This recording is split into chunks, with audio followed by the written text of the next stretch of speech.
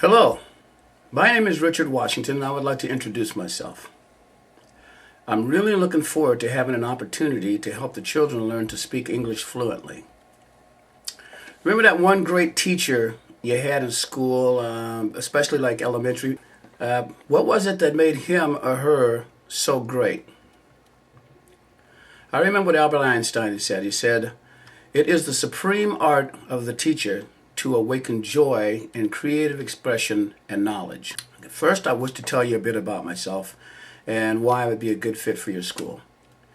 In 2005, 2006, I worked as a student counselor at the University of Phoenix. My job basically was getting students admitted, help them find necessary funds. In 2006, 2007, I worked for Curie International Limousine Service. Then again, in 2011 and 2013. All these places are in Phoenix, Arizona.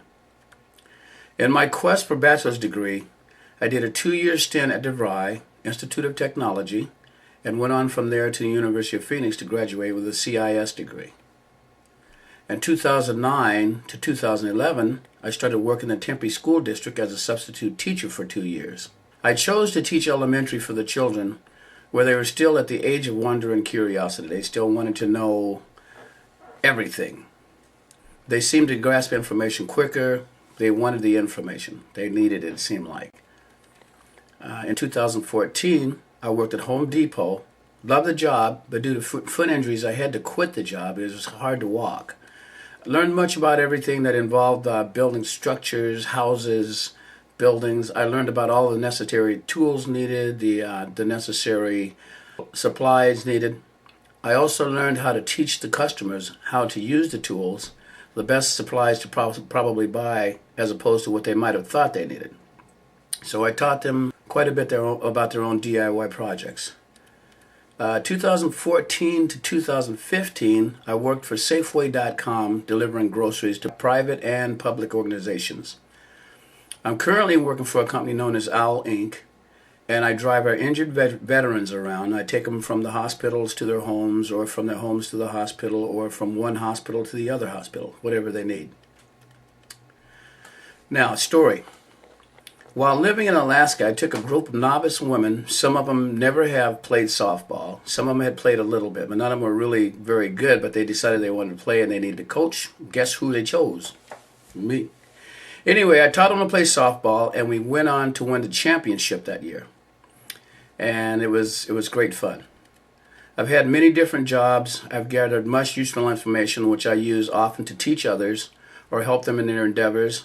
Or I use the stories as a substitute teacher. I use the stories to keep the kids' attention. Some of them wanted to learn, and some were just really interested in what I did. A few years back, I was working for a temp agency, and they sent me to work for an IT company. And the engineers were kind of a different group in this company. They kind of did their own thing. So in order to get their checks, they had to go through a process. And this was quite a few years back, so the computing systems weren't as advanced as they are now. And one of my friends in the group knew that I knew a little bit about IT, so he asked me if I could help them figure out how to navigate areas in the software to get to their checks, because the guys had to spend so much time trying to get there, and some of them remembered it and some of them didn't. So basically, I went in and looked at it, figured it out, and made them a flow chart, which allowed them to get to it pretty quick, and they could get their checks, and the problem was solved. And most of them, they came and thanked me. They were so happy. Okay, as a teacher, I know that flexibility and adaptability are the keys to me being able to perform effectively. So I know arriving early is a key component, making sure I've got the daily schedule down and the lesson plans, making sure I have a clear understanding of the material. As long as I have a clear understanding of my duties, I'm sure I have the ability to teach the children to speak English successfully. I'm also kind of toying around with learning a little bit of Chinese, classic Chinese, and figuring out how to say just simple terms like to the children, like "you say" in Chinese, and then they'll know what I'm talking about, and I can get them to understand what I'm trying to get them to do a little quicker. And that, folks, is the end of the presentation. Thank you.